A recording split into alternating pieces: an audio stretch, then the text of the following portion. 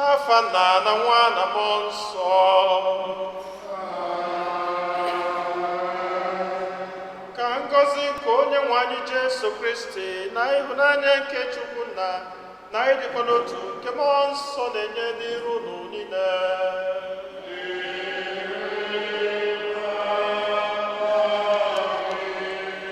Ụmụnne m na Kristi, tatawa ụka nke 12 n'oge na-adịghị emume nke ụka.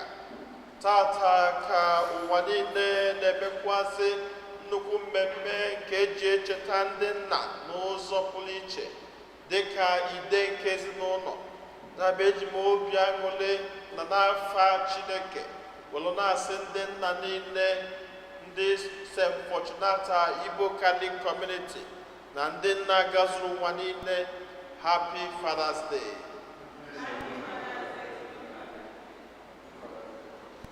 Ọ na-enwekwa aṅụrị? Thank God. Thank God.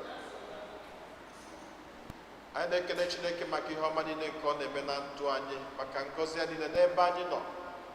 Ka anyị na-ekele maka ihe ọma ndị anyị niile, ka anyị na-ewele onwe anyị, na-ewele ezinụlọ anyị, na-ewele atụmatụ anyị niile nke dị mma, eriri n'aka Chineke, na-ayọ ka ọ na-edu, ka ọ na-agọzi anyị, ka ọ na-agbazili anyị.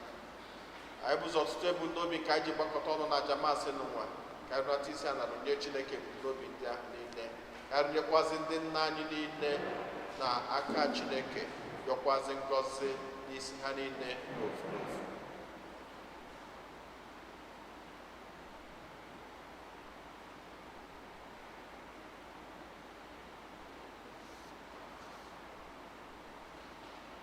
Ụmụnna, ka anyị kwado onwe anyị nke ọma maka nnukwu eme nke Eucharistia n'ụwa site n'ikwupụta njọ anyị.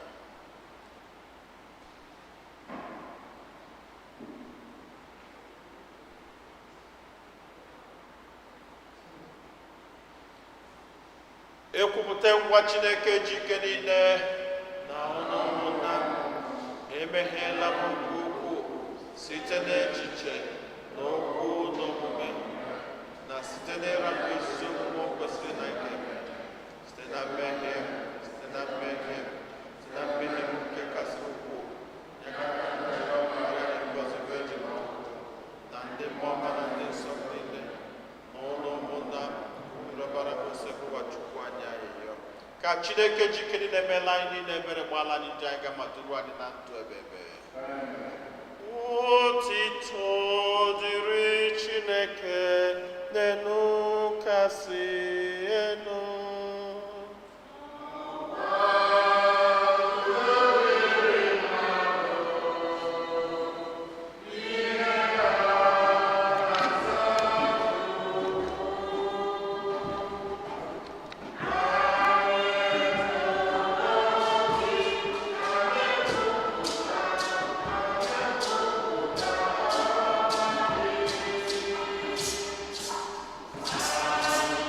Amen.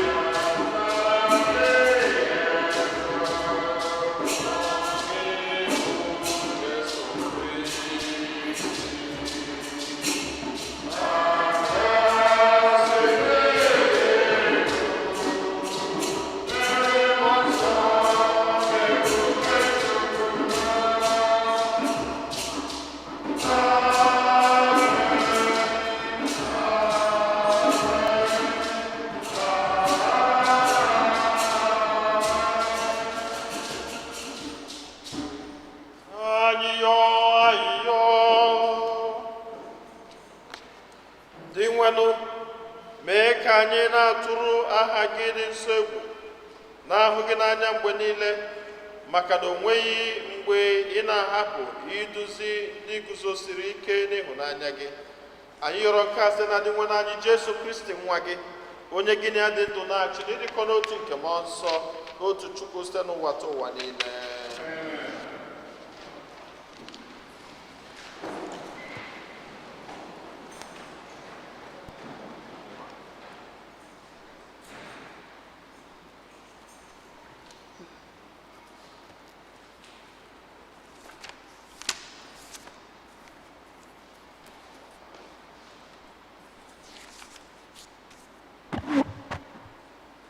Ihe ọgụgụ ewetara n'akwụkwọ Job.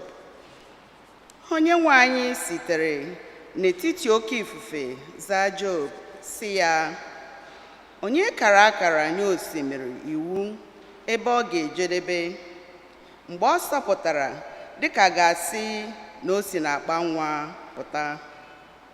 Onye yikwasịrị ha igwe ojii na ọchịchịrị dịka uwe? Onye kpara ha oke n'ọnụ mmiri si ha, ebe a ka unu ga-asụrute, ebe a ka ebili mmiri unu ga-akwụsị? Okwu nke osebụwa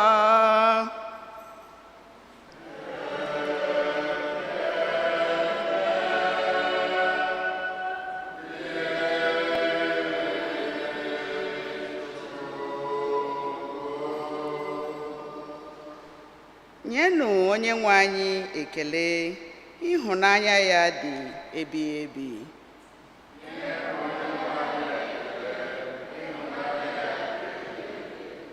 Nyenụ onye nwe anyị ekele, ịhụnanya ya dị ebighị ebi. Nyenụ onye nwe anyị ekele, ịhụnanya ya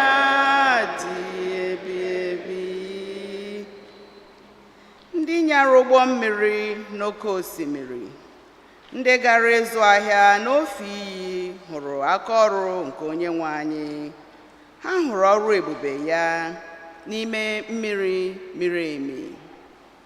Nyenụ onye nwe anyị ekele, ịhụnanya ya dị ebighị ebi. Okwu ọnụ ya malitere oke ifufe nke guzobere ebili mmiri niile n'elu. Ha wugoro n'eluigwe, bịakwa sọdaruo n'ime ala.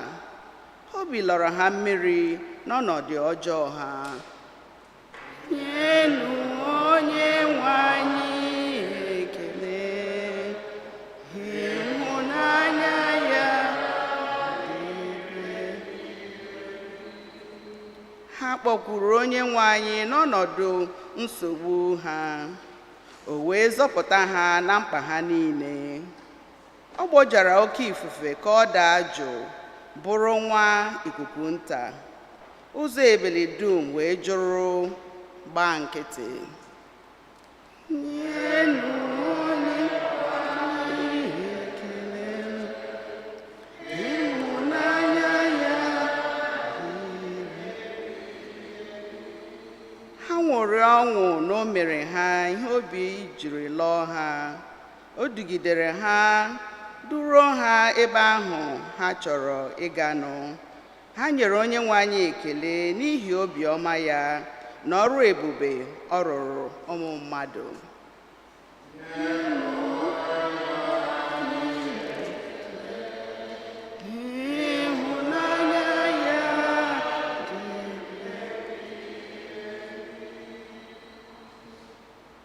Ihe ọgụgụ ewetara n'akwụkwọ ozi nke abụọ Pọl dị asọ degara ndị Kọrint. Ịhụnanya Kristi na-eri anyị ọnụ mgbe ọbụla anyị tụgharịrị ya n'uche. N'otu nwoke nwụchitere mmadụ niile ọnwụ. Ihe ọ pụtara bụ na mmadụ dum kwesịrị ịnwụ.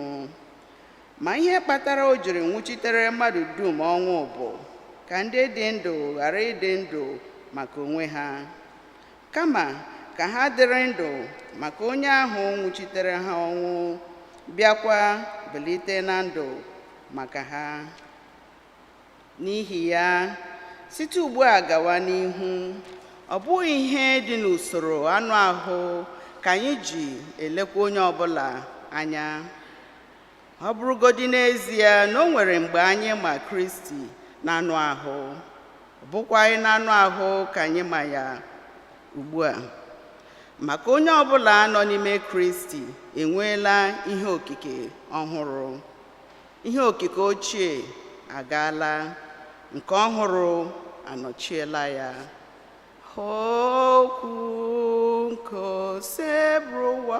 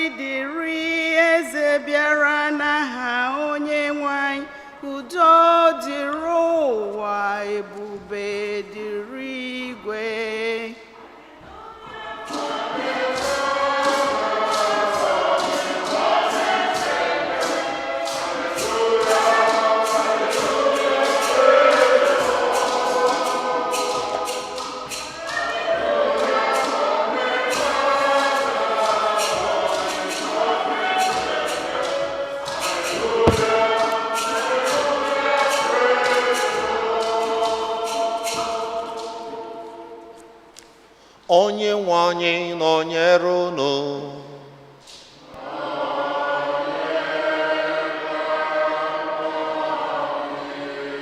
Ihe ọgụgụ nke ya si n'ozi ọma dị asọ nke Mak dere.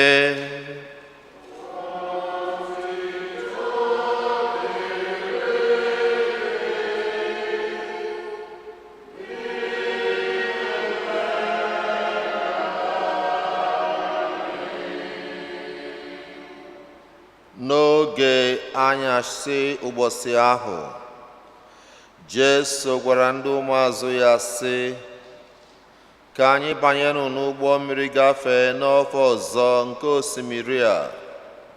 Ha wee hapụ igwe mmadụ ahụ, bakwuru Jesu n'ụgbọ ebe ọ nọ, kwọrọ ya n'ụgbọ gafee. Ụfọdụ ụgbọ mmiri sokwara ha n'azụ. Mgbe ha nọ n'ụzọ na-aga, oke ifufe dị ike bidoro ife. Ebili mmiri bidoro na-amagharị. Mmiri bidokwara ịbanye n'ime ụgbọ ha. Mmiri banyere n'ụgbọ ha dị ukwuu ruo n'ụgbọ ha chọrọ imikpu na mmiri. Mgbe ihe ndị a niile na-eme, Jesu nọrị n'ime ụgbọ ahụ na-arahụ ụra. O jikwara akwa afọkọtara afọkọta hiwe isi ya. Ha wee kpọte ya sị, Nna anyị ukwu, ọ dịghị emetụ gị n'obi na anyị niile ga-anwụ ma ụgbọ anyị emikpuo? Jesu biliri ọtọ bara ifufe ahụ mba sị, dere ji.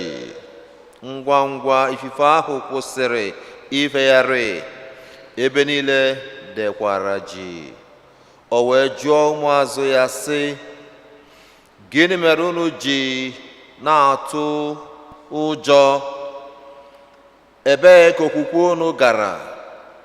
Ha niile tụrụ egwu, jụrịta onwe ha sị, onye ka nwoke a bụ? Nwoke a ifufe na ebili mmiri na-eme ihe o nyere n'iwu. Ozi ọma nke ose bụrụ ụwa.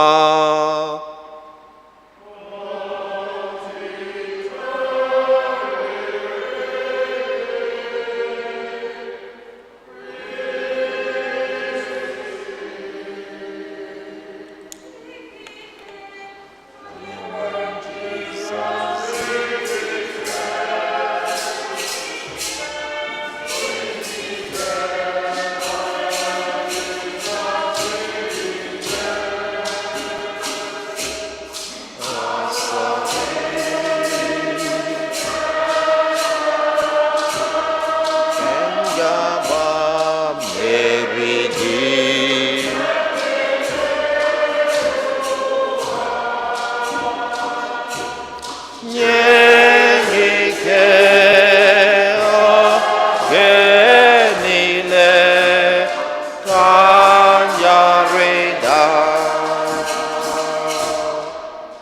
Amen. Are you happy? Ọ bụ na ị na-enwe aṅụrị n'ime Chineke, mere Chineke ife dị mma, kụọrọ Chineke aka dị mma. Hey, aka dị ka aka na-ayọta ayọta. If you are happy and you know, clap your hands. Ọ bụ na nke ụda karịa ụda, ife Chukwu ya emere gị ada karịa ụda. If you are happy and you know, clap your hands. If you are happy and you know, you really want to show that you are happy and you know, clap your hands. If you are happy and you know, shout amen. If you are happy and you know, shout amen. If you are happy and you know, you really want to show that you are happy and you know, shout amen. If you are happy and you know, smile for Jesus. How do you face basket for our church? If you are happy and you know, smile for Jesus. In our church, if you are menando. If you are happy and you know, you really want to show that you are happy and you know, smile for Jesus. Amen and amen. Akwụkwọ nsọ gwara anyị Psalm 16 verse 11, in the presence of God there is fullness of joy. Mgbe ọbụla anyị bịa n'iru Chukwu, iru anyị ga-ejupụta na gịnị? N'ọṅụ. Anyị bụ ndị Igbo sị na a na-eri iru nwata tupu erie ife omelu gịnị? So Chineke afụgodo iru anyị fụ na aṅụrị juru anyị n'iru tupu ọ jụọ anyị kedu ife ị chọrọ ka m mere. So ịnọdụ n'iru Chukwu, kedu ife ya na-eme? Ị na-enwe aṅụrị maka na Chineke bụ so uru. Onye bịa n'iru Chukwu, kedu ife o ji ana? Uru, ngọzi o jiri ife arịrị ana. Therefore, ị bịa n'iru Chukwu nwebe aṅụrị ka dọkụbọ. Amen. Na okwu Chukwu anyị ga-agba mkpị na-abụ taa a na-eme Father's Day. Taa ụka na-akakwu ajamasị nke 12 ife ọgụgụ nwere ife ọ kụziri anyị.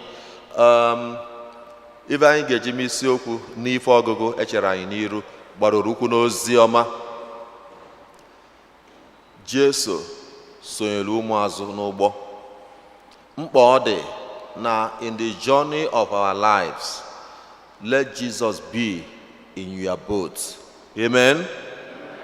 Have Jesus in your boat. Ka gịnị mee? Ka Jesu mee gịnị? Sonyere gị n'ụgbọ nke ndụ. Ya bụ isiokwu anyị. Jesu so gị n'ụgbọ nke ndụ. O so gị?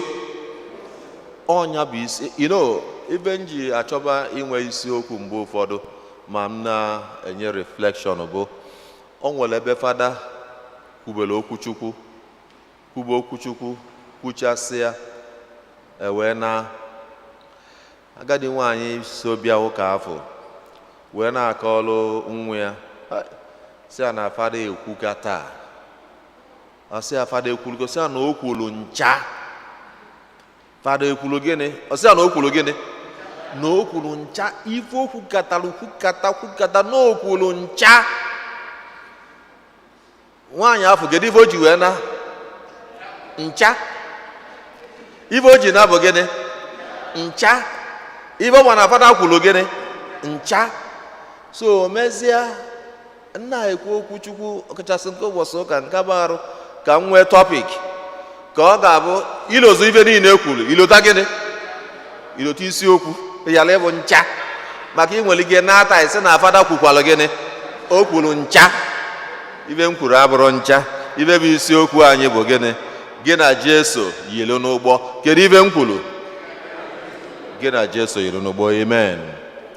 Now, n'ife ọgụgụ nke ozi ọma afọ dị nwere anyị Jesu Kristi na ụmụazụ ya na-eme. You know, ndụ anyị dị bụ njem ka anyị nọ na ya. Ọkwa ịmaalụ ndụ anyị dị bụ gịnị ka anyị na-eme? Njem. Njem a bidolu mgbe ị nọ n'afọ nne wee luo kịta. Ya bụ njem ka na-aga n'iru. So na that boat anọ all figure of ndụ anyị It's a metaphor for the journey of our life. O ife gosili ife ji amanya atụ ndụ anyị nọ, njem ka anyị nọ. Na njem afọ anyị nọ, ifufe ga na-efe, ebunu mmiri ga na-eme gịnị? Ga na-atụ. Even nkịta anyị nọ ebe a, o nwelu ndị ifufe na-efe, o nwelu ndị si na ebunu mmiri na-apụta. Otu mgbe ọbụla anyị nọ na ndụ, ifufe ga-adịrịrị, ebunu mmiri ga na-atụrịrị. O nwelukwa anyị na-ekwe mgbe anyị na-eje blood rosary na Nigeria, asị ebunu mmiri tụsịa ime gịnị? Onye nwe anyị nọ n'ebe n'isi ụgbọ gị na-ama eme, egwu ama atụ m. So anyị nọ na njem nke ndụ, mana n'anya ndị a na Jesu nọ n'ụgbọ, yet ebunu mmiri tụọ ọfa. Kedu ife ọ na-egosi anyị? Ọ bụgodu dị na gị na Chineke dị na mma, iko Chineke mba na-eme gbado ife niile ọfụma, ọ maghị insulate yi from enweghị ebunu mmiri na ndụ. O meme na ebunu mmiri ya ma atụ, ebunu mmiri ga-eme gịnị? Ọ ga-atụrịrị. Osokwa ya bụrụ na gị na Jesu na mmanya ka na nini iri nri ụtụtụ eyife anyasị, ya mekọtara na ndụ esi ha kedụzi ife a ji wee mee elukwa na mụ na chi m dị na mma. Not at all. Na gị na chi dị na mma bụrụ na ebunu mmiri ya ma atụ, ibi na gị na adịghị na mma bụrụ na ebunu mmiri ya ma atụ. Onye ọbụla dị ndụ, ebunu mmiri na-eme gịnị? Na-atụ onye afọ n'ụzọ dị iche iche. Nke na-atụ ụwa bụrụ nke na-atụ onye ọzọ. Nke o nwere ike bụrụ ọya, o nwere ike bụrụ ife agaghị ka esi zube, o nwere ike bụrụ finance, o nwere ike si n'aka ụmụaka, o nwere ike si n'aka di maọbụ n'aka nwunye, o nwere ike si n'aka ụmụnne, o nwere ike si n'obodo isi wee bịa. So ebunu mmiri dị iche iche, mana Chineke bụ ya telọ. Chineke bụ telọ machasị akwa ọ kwasịala akwa ofiti ewu, ọ mara ebunu mmiri ya ofiti ihe, o mee gịnị? Oyibe ya. Chukwu bụ a perfect teller. You know, now we the bigger picture of our life. Anya amaro. Ndị Igbo si na Chukwu ma onye ọ ga-eke, mana gịnị mere? Obodo oyibo begokwa unu ncha. Obodo oyibo mere unu ncha. Kedu ibe begolo unu? Ncha. Chukwu ma onye ọ ga-eke, mana onye ọ ga-eke amaro. Amen. Oyibe njede happy na maasị unu abụ Igbo ga na-eme ya oturu. Ka anyị ghara ilozi ebe anyị si bịa. Anọrọ m obodo anyị wee si m Nigeria wee bịa on holiday, but that is by the way. So anyị ga na-elotagasị ife ụfọdụ anyị na-ekwugasị maka na ndị Igbo nwekwarụ n'okwu gbara ọkpụrụkpụ eji azụ mmadụ. So Chukwu maara onye ọ ga-eke, mana gịnị mere? Onye ọ ga-eke emerọ gịnị? Amarọ. Iji gosi anyị ife niile dị n'aka Chukwu. Ọnya nwa nwee mbido nwee njedebe. Ọ na-afụ in theology we say God lives in eternal now. Amen. Gịnị bụ eternal? Eternal enwere mbido nwere njedebe. Infinite nwere mbido nwee njedebe, but God lives in eternal now. O nwere mbido nwere njedebe, mana ha ncha na-eme kịta otu isi etinye fim na-ekili ka ụwa niile si eme n'anya Chukwu now. Mbido na njedebe na-play n'iru ya now, and so he lives in eternal now. And so ọma mbido na nje mara onye ọ ga-eke, mana onye ọ ga-eke amara ya.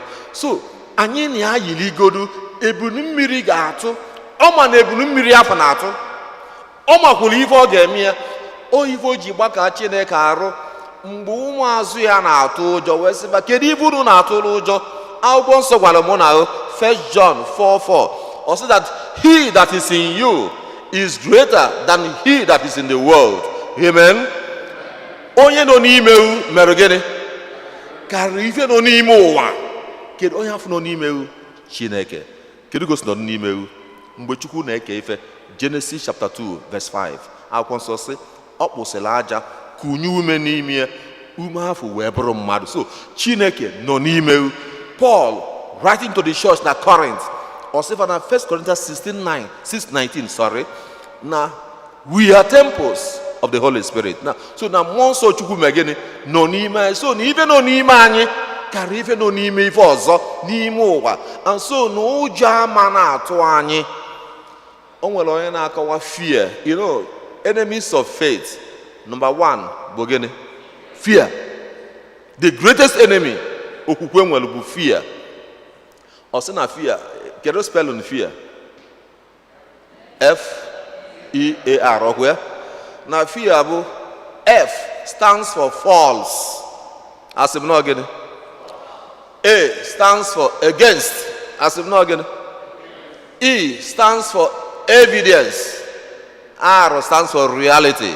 That is false evidence against what? Reality.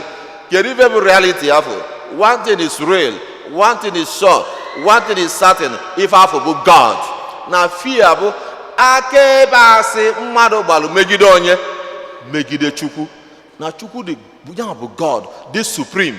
So egwu bụ ya mmadụ igwu onwe ya na ife a dị ka ọ karịrị Chukwu, ọ tụbazịa ya egwu. Maka na absence of the support that reason gives bụ fear n'oyibo. Is the absence of the support your reason gives you. Ọ bụ na ya reason fail be inye gị support, ụjọ eme gịnị? Ụjọ abịa na ajọ ife nwere ike ịdakwasị. So ife afọ bụ akaebe ụwa na-agba megide Chineke na Chineke akarịrị ife a, ọnya na-eweta egwu. Ife o ji gba Chineke yarị, kedu ka ndị a si bụrụ ndị nke m maka na-atụ egwu na o nwere ife karịrị m? Ọ bụ ife karịrị Chukwu? Ọ bụ ife ka Chukwu? O nwere ife karịrị Chukwu. And so egwu ọbụla amatụ m na ma ọ bụ na gịnị mere na gịnị ayị o gị na Chukwu eme gịnị ayị. Agbamume anyị ga-enwe na anyị na Chukwu oyi ilotu ife melụ na Oziọma John chapter 2 oge mmadụ kpọrọ olili agbamakwụkwọ. Ife zọlụ nwoke afọ gbara akwụkwọ, kedu ife zọlụ? Ọ na-eke kaadị zikwuo onye jee Jesu na nne ya. Ọ bụrụ na o ziri Jesu na nne ya mmanya wee gwu, kedu ife ya eme? Alụ eme. Ndị be anyị na-asị na alụ mme, ma na alụ ya eme. Mana ọ na-eke kaadị na-ezi ozi zikwuo Jesu na nne ya. And so ife niile anyị na-eme gị na Chineke me gịnị? Gịnị ayịlịkwọ? Ajụ ma na-ajụ onwe m, mụ na Chineke ọyịkwọ? Ọ bụrụ na gịnị ayị, ndị oyibo si na one with God is what? Majority. 1 John 15:5 says, apart from me you can do nothing. Iwezuga onwe unu ebe na o nwere ife ihe emenwu. And so na ọ dị mkpa na anyị na Chineke yi n'ụgbọ, mana anyị na-ayịlị ebunu mmiri ga-abịa. Now ebunu mmiri afọ kedu ebe o si abịa? Izu ife na in brief, nke mbụ, o nwere ike isi n'aka mmadụ, n'aka ngị nwa na onwewu. O nwere ike bụrụ mistake mmadụ mere in life. O nwere ike bụrụ rebellion against God, like the case of Jonah. Ịmala akụkọ Jonah, I won't bother you with that.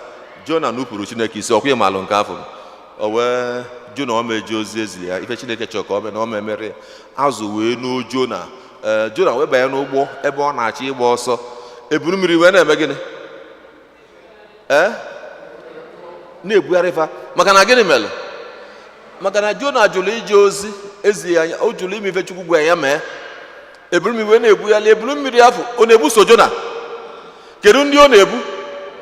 Ife niile gbalụ Jonah okirikiri. Ọ dịkwa mkpa in life mmalụ ugwu dị gị na ava na-akpakọ. Some may be pulling you down without you knowing it. O nwere ike ọ bụrụ na anyị na-agba ọbụna afa nwa ji ya progress. A na-atụlụ ya ịma na enwe ife a na-akpọ dream killers. Ya ndị na-afụ sọsọ negative. Fa na-afụ sọ gịnị? Negative. Ikwu na ihe eje ebe a sọsọ ife ọnya na-afụ bụ ife ya eme na ife afa ama aka. You know, it is said na pessimists, they see challenge, where an optimist will see an opportunity. Amen? Nya debe maka ụbọchị ọzọ. Na pessimist mana buruzie ya n'isi na a pessimist na afọ gịnị? Challenge, where who? An optimist ga-afụ gịnị? Opportunity. That is for another day. And so, ife anyị na-ekwu abụrụ ife egwu na-eme na ndụ mmadụ. Anyị na Chineke yele obi ya esi anyị ike. Ebunu mmiri nwere ike si anyị n'aka ife anyị melụ, mistakes anyị melụ, ụzọ anyị jevelu. Mana ife ga-agba anyị ume bụ na akwụkwọ nsọ kwuru Psalm 50 verse 15 ọ sị, call on me in the time of trouble and I will save you. Amen. Kpọọ m mgbọsị ife siri ike na gịnị ya eme na mmazọ. Ebunu mmiri nwere ike o mesi n'aka ọ bụrụ ezube ma ezutere. Ndị Igbo si omebele ma chi ekwe, gị na-eme na onye ụta ata na ya. Ọtụtụ oge o nwekwana ike onye esi n'aka ọ bụrụ ife ụwa otu ịmana enwere ndị ndụ fa bụ near success. Omebe mekata ka olu asị hai ọ ga-abụ na ọ bịara ụnyaa nọkwana ụnyaa ka ife awa ọkụrụ. Ọ bụ near success syndrome. Nwantịntị kwọtatụ oge niile kwọtatụ oge niile ọ na-astrọgụ mebele ma chi ekwe. O nwere ike bụrụ ya bụ o nwere ike si n'aka ekwensu, o nwere ike si n'aka mmadụ. Mana the good news bụ gị na chi uyele. Ndị Igbo si na ikuku bugharịsị ọdụ igwu, kedu ife ọ na-eme ya? Abịa ha Amerịka emego mmadụ ife. Amerịka emego mmadụ ife. Ikuku bugharịsị ọdụ igwu, kedu ife ọ na-eme ya? Ọ rapụkwu ya. This kind of people I never see you. So ikuku bugharịsị ọdụ igwu, ọ rapụkwu ya. Ọnya bụ agbamume anyị. Nke ịbụa, agbamume anyị bụrụ na mgbe ọbụla anyị kpọrọ Chukwu na ọ na-aza. Akpọọ ya n'ụtụtụ ọ na-eme gịnị? Ọ na-aza. Kedu ife bụ ekpere? Ekpere bụ push. P-U-S-H. Pray until something happens. Ekpere mbụ na ịkpọkuo ya Chukwu na ọ ga-aza gị n'aha Jizọs. Finally, taa Father's Day, one word.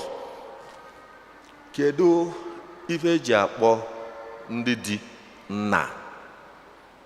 Ịma na nwoke nụrụ nwaanyị bụ di, ọkwa ya? A na-akpọzi ya gịnị? Nna. Kedu ife eji akpọkara ife nna karịa di? Because they play the role of God in the family.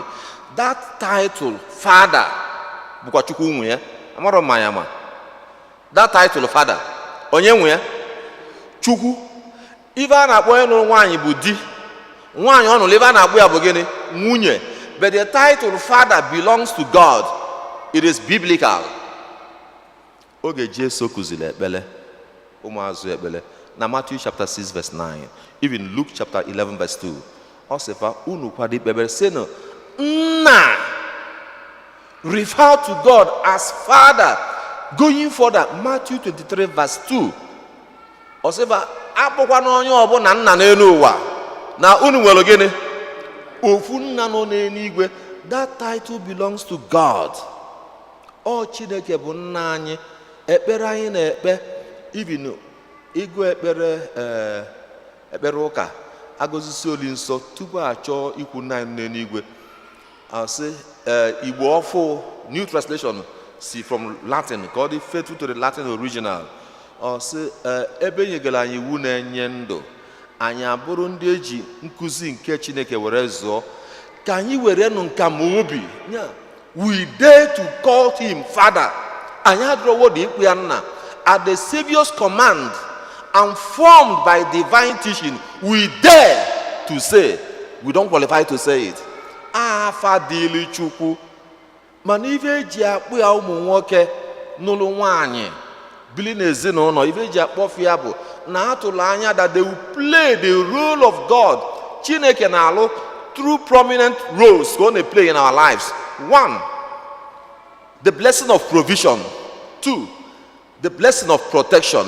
As a man, ife na akasị na Chukwu na-emela anyị. Nke mbụ bụ provision, nke bụ abụrụ gịnị? Protection. Ife nji ekwu na-ajụ aka ndị chọrọ na ife na-ekwu na-abanye emesị na m ekwuo ncha. So ife na-abụ ka ọ na-emela anyị. Nke mbụ bụ gịnị? Provision. Nke bụ abụrụ gịnị? Protection. Ọ ife Chukwu na-emela anyị. Provision ọ na-egbolo anyị mkpa anyị, na-egbolo anyị mkpa anyị, na-echekwaba anyị. Ọ ife nna na-alụ n'ezinụlọ. Provision, to provide for the family, then to protect the family. Ilota St. Joseph, husband of Mary, ife a na-akpọ ya bụ onye nche. The role of being a protector. Onye nche ezinụlọ dị asọ. Ịmara na mgbe Virgin Maria dịrị ime tupu ufe ebile dịka di na nwunye, iwu bụ na ọ ga-akpọpụta ya ka egbuo, because na ọ tụtara ime mkpuke na be nne na nna ya tupu ọ nụọ di. Mana Joseph, akwụkwọ nsọ sị, being a just man, ọ chọrọ ka o mee Mary ifele, o wee chekwaba ya, chọọ ka o duna ya na nzuzo. Onye nche ka ọ bụ, onye nche ezinụlọ ya.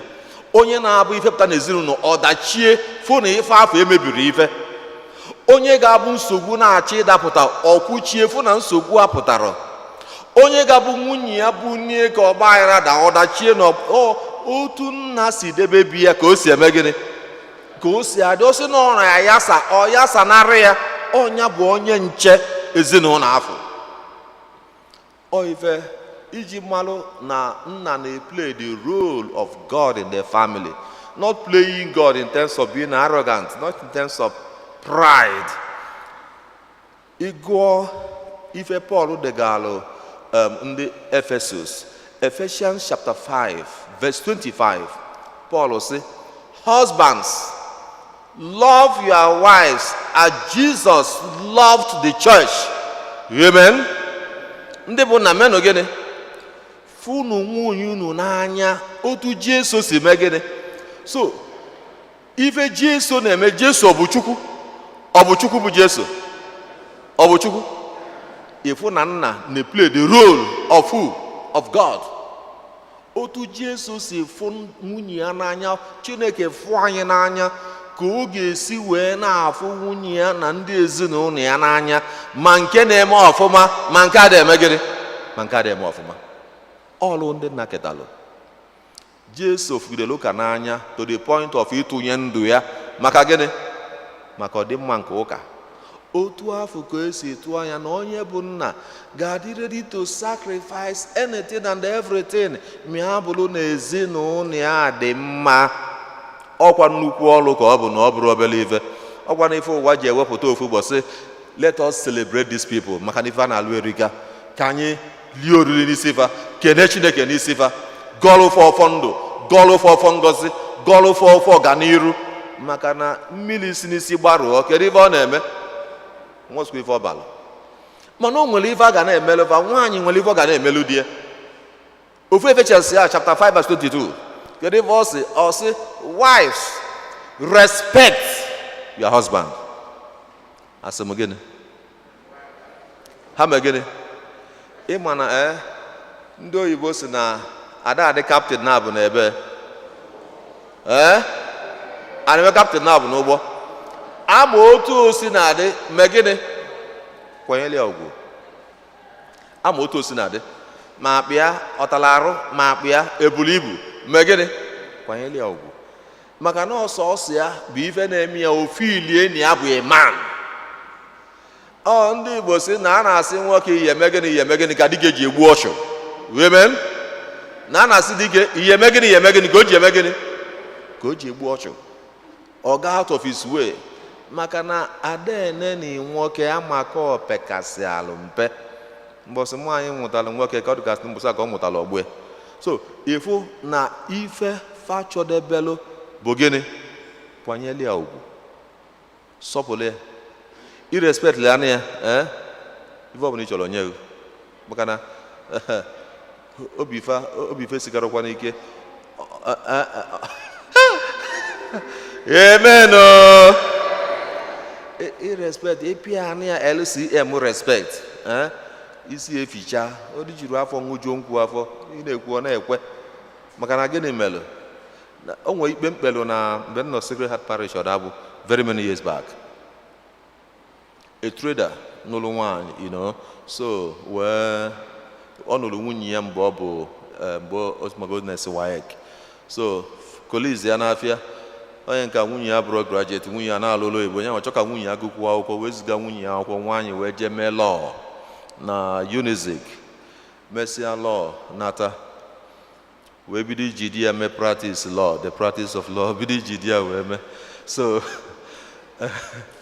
nke nwoke kwuzili ada ekwe, nwoke wee buru ife a butelu m ka mkpe, si na ọ na-aka mma mmadụ na-abụ afọ, so that ị na-anụ nke onye na-anụ nke onye a, i wee nwee ike ịma where the truth lies. Maka na ịnụsịa nke ị nwere ike bunye ha maka ike obi pụọ bi bịa, ọkọsịala nke ya ịchọ katapila ị ga-eji wee kwọli so o wee ka mma na fana bụ megin face to face with the evil one anọdụ. So nwoke wee bido wee kọba iji owe ya kọba kọchasịa. Wee mgbe m na-ekwuzi okwu wee kwuo otu Ephesians chapter 5 na akwụkwọ nsọ sị na nwoke bụkwa na isi nke ezinụlọ, nwaanyị wee sị m, Father, thank you for that verse.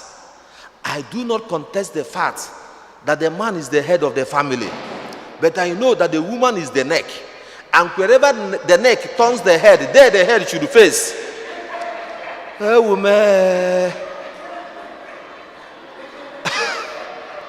Nwaanyị bụ eziokwu.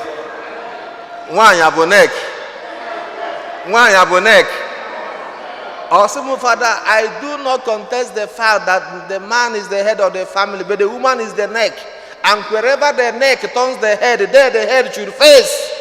Aye. Mele nwoke ibe mebele. Ani mano okwa na ebonu to ya release ka ọ na-eme gịnị? Ọ na-eje. So maka na ebe a na-ekwu bụ na nke onye ka a ya eme. Akwụkwọ nsọ kwuru sị nwoke fụ nwunye gị n'anya n'ife niile. Ichi what if be for now, I won't bother you with that, but I will refer you to 1 Corinthians chapter 13, from verse 4 to verse 6. Igoya, what if be for now, I'm going to believe Urika, not just I love you. Igoya, what if for ingredients? Yeah, one ingredients. Love will ingredients. If you want to find them and know them, read 1 Corinthians chapter 13, verse 4 to verse 6.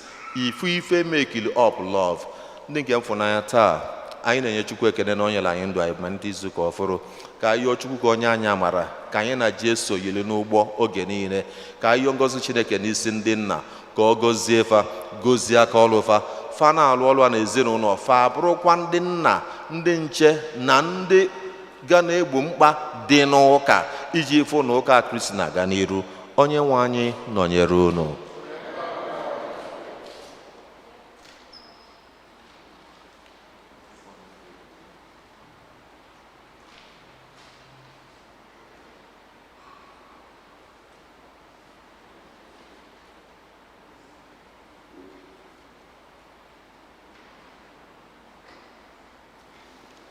Ekwe n'otu Chineke onye mere eluigwe na ihe dum adị anaghị ahụ anya ya na otu onye nwe anyị Jesu Kristi so otu nwa Chineke mụrụ nna mụrụ tupu ụwa tụ ụwa niile. Chukwu si na Chukwu, ihe si n'ihe, ezi Chukwu si n'ezi Chukwu, amụrụ ya amụ, emeghị ya eme, ya na nna bụ otu ihe ha ji bụrụ Chukwu. Onye maka ihe anyị bụ mmadụ na maka ihe nzọpụta si n'eluigwe gbadata, o were ahụ na Virgin Maria site na mmụọ nsọ, ọ bụrụ mmadụ, abịa ọgwụ ya n'obe n'ihi anyị n'oge ọchịchị Pontius Pilate, ọ taa ahụhụ, nwụọ, enye ya, o litere n'ụbọchị nke atọ ka akwụkwọ nsọ si ọ rọgoro n'eluigwe, nọdụ n'aka ndị Chukwu. Ọ ga-abịaghachi ọzọ n'ebube ya ikpe ndị dị ndụ na ndị nwụrụ anwụ ikpe. Onye ọchịchị ya na-enweghị njedebe, ekwe na mmụọ nsọ, onye mmadụ na-enye ndụ, onye si na nna na nwa pụta, onye a na-esepụrụ na-etukọdo ya na nna na nwa, onye si na ndị amụma kwuo. Ekwe m n'otu nzukọ nsọ Katọlik na Apọstọlik, ekwupụta m otu baptizim nke mgbaghara njọ. Ana m atụ anya mbilite n'ọnwụ ndị nwụrụ anwụ na ndụ ụwa ga-abịa. Ekpele nke ndị kwelụ nụ mmadụ ịtọ ga-edu anyị n'ekpele. Chineke onye fụrụ anyị n'anya, anyị ewelugo onwe anyị niile, ezinụlọ anyị were bịakwute gị n'ụbọchị tata. Anyị na-ayọ ka iche ntị ma nụla ahịhịa anyị niile.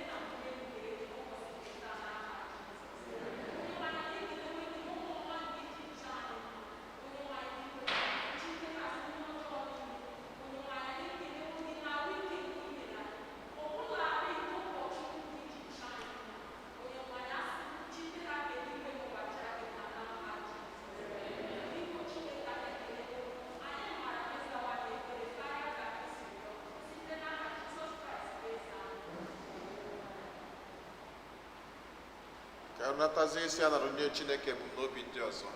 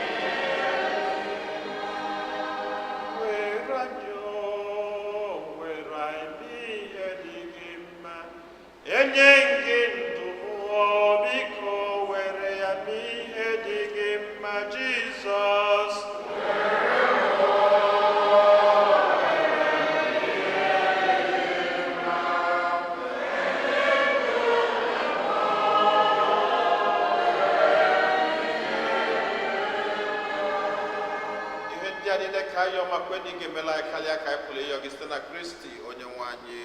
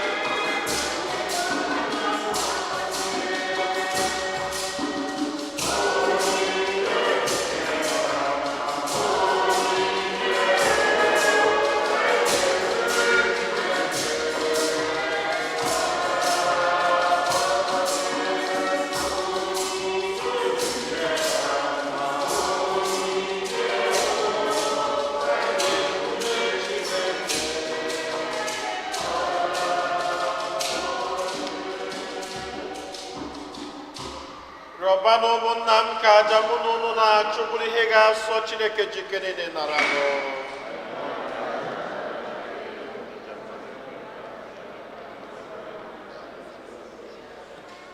Onye nwe anyị nara aja otito nke a na-emeda gị obi maka njọ anyị, mee ka ọ wụchaa anyị ka anyị dị ọhụrụ, meekwa ka anyị were obi anyị niile na-atụnyere gị aja nke a na-amasị gị. Ayọrọ nke a site na Kristi onye nwe anyị. Onye nwe anyị nọ n'elu nọ.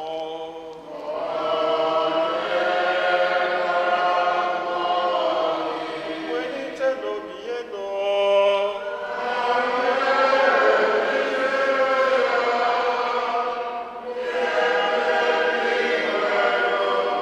Ka anyị nye n'ụdị nwanne Chukwu anyị ya ekele.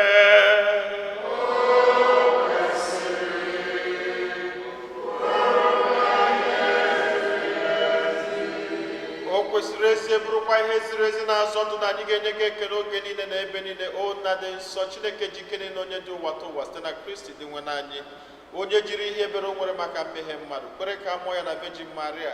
Ọ gbapụtara anyị n'ọnwụ ebebe so n'ọnwụ ọ nwụrụ n'elu obe, ya si na mbilite n'ọnwụ ya nye anyị ndụ ebebe.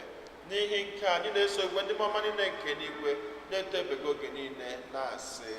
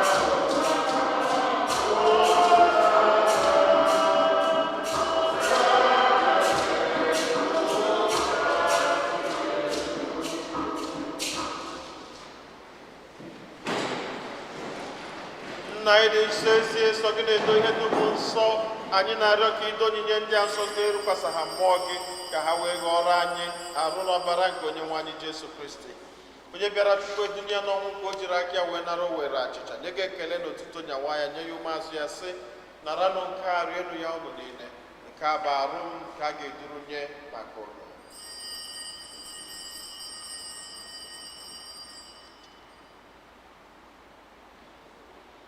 Otu akwa ka o si ime mgbe ha richara nri anyasị, o buru iko mmanya nyekwa gị ekele n'ụtụtụ bunye ya ụmụazụ ya sị naranụ nke a ṅụọnụ ya ụnụ niile, nke a bụ iko nke ọbara m nke ọgbụgba ndụ ọhụrụ dị ebebe, a ga-agba ya n'ihi nna n'ihi mmadụ niile ka e were gbaghara njọ, na-emenụ nke a na ncheta nke m.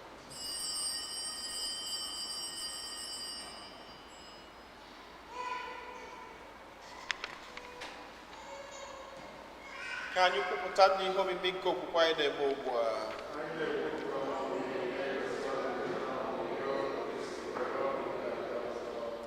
Nna, na ncheta nke ọnwụ na mbilite n'ọnwụ nke nwa gị, anyị ebunye gị achịcha nke ndụ na iko nke nzọpụta.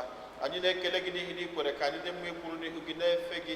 Anyị ji ume a na-arịọ ka anyị bụ ndị na-anata arụ n'ọbara nke Kristi bụrụ otu site na njikọ nke mmụọ nsọ.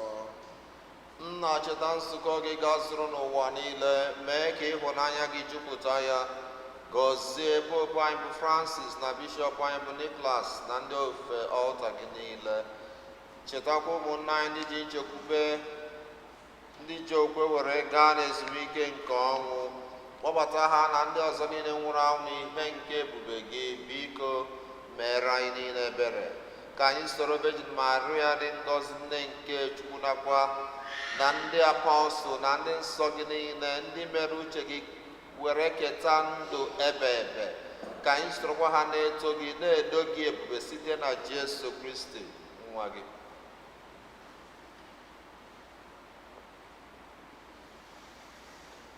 Ihe niile ekere eke na-esonye bụ Kristi, na-esikwa n'ime na n'aka ya na ịdịkọ n'otu nke mmụọ nsọ, na-enye gị bụ Chukwu nna ji ike niile nsọpụrụ n'otuto niile site n'ụwa ta ụwa niile.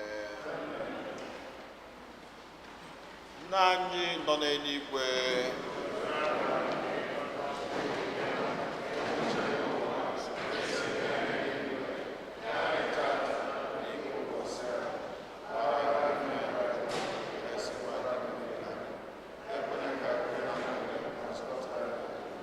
zọpụta anyị, anyị na-arịọ gị osebụrụwa n'ajọ ihe niile, were ebere nye udo n'oge nke anyị site n'inye aka ebere gị ka zọpụta anyị niile na njọ oge niile, anyị were gbanahụ nsogbu niile, were nchekwube dị nsọ na-atụ anyị maka mbịaghachi nke onye nzọpụta anyị Jesu Kristi. Onye nwe anyị Jesu Kristi, onye gwara ndị apọstụl gị, udo ka m na-arapụrụ n'udo nke m ka m na-enye unu, elekwana anya na njọ anyị kama lekwasị anya n'okwukwe nke nzukọ gị. Nye ya udo na ịdịkọ n'otu mgbe niile ka uche gị siri chọọ, gị bụ onye dị ndụ na-achị ebe ebe. Udo nke o sebụrụ ụwa dịrị unu mgbe niile.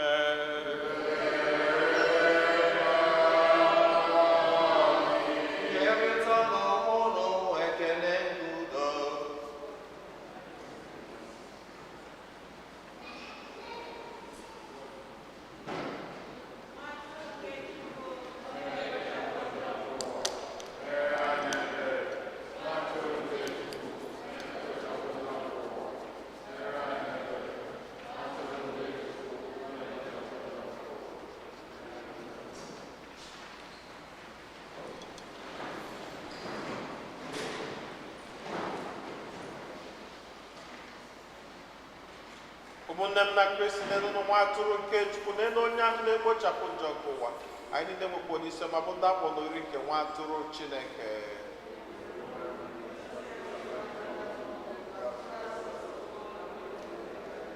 ka arụ na ọbara Kristi chekwaba anyị niile were na ndụ obebe.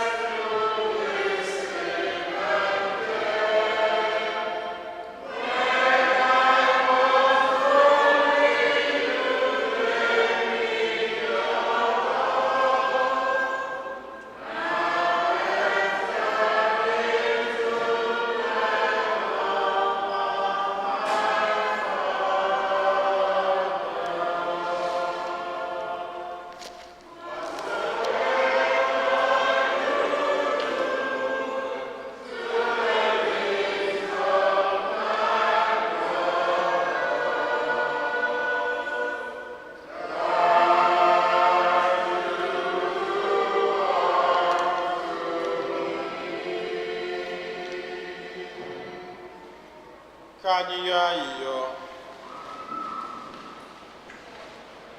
Dị nwenụ, ị na-enye anyị ahụ n'ọbara nwa gị dị oke ọnụ iji mee ka ndụ gị dị ọhụrụ n'ime anyị site n'obiọma gị mee ka oke anyị na-eketa n'ihe omimi gị dị nsọ ugboro ugboro wetara anyị nzọpụta n'uju.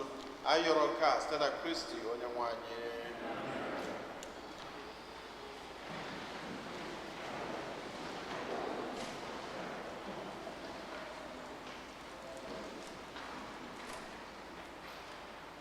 Otito dịrị Jesu. Otito dịrị Jesu. Otito dịrị Jesu. Second collection for air condition na-eku anyị. So tinye aka na akpa ọfụma ka air condition na-eku. Unu ma na temperature agbagotebego. Kwaya. Tụwara ya mama. Sienna Tuara ya mama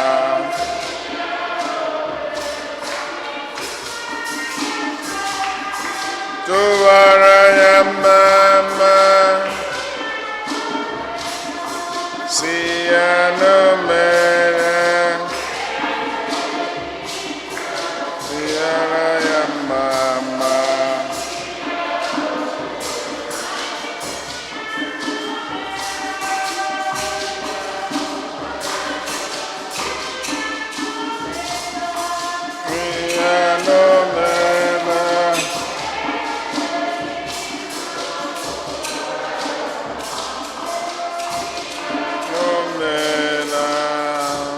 Otito dịrị Jesu. Kemgbe ka anyị kene Fada nyere anyị a beautiful homely, biko kọrọ na ya aka. Ịma na Fada na-ekwuzi ka o nwee shade n'Ọnịcha. Father, we welcome you anytime in whatever I knock we have. The Catholic annual appeal is once again in progress. Our goal remains $22,152. As of now, we have $7,655 in pledges. Thank you to those who have already made a pledge. We remind you to return your envelopes, and we hope others will support soon. As you know, during the pandemics, the obligation to physically attend Mass was waived.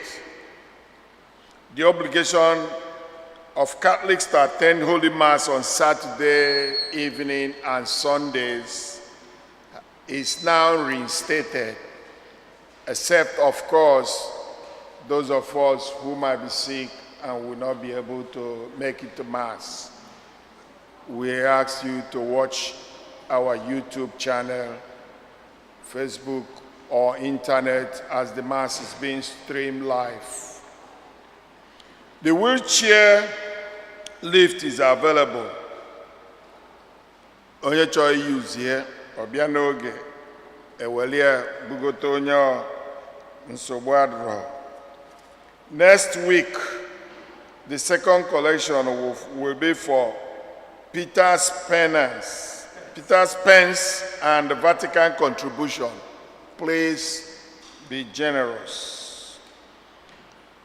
The flower circle dedication is still ongoing, $25 minimum. Biko gbana no mbok, unu tinye n'ife awụkwụ ife eji ekpele anyị ekpere oge ọbụla. Continue to socialize. Ka anyị si wee kwu last Sunday, onofo na the diocese have lifted the ban. Yellow sign adrozi n'ụlọ ụka anyị. Anyị nwere full church to ourselves. So biko tell our brothers and sisters, except those who are sick, to come to Mass, because the obligation is in effect. Biko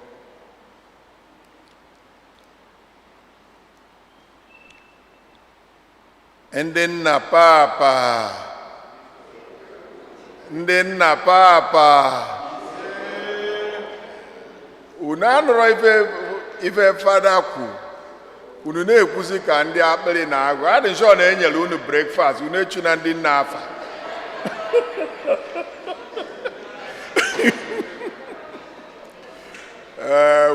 on behalf of the parish, I wish all fathers happy Father's Day. Biko kwalo na ndị nna aka. Father Kowalono na fabo providers and protectors. Imana kita obodo silike any the protector, even more than provider. Father. Biko, the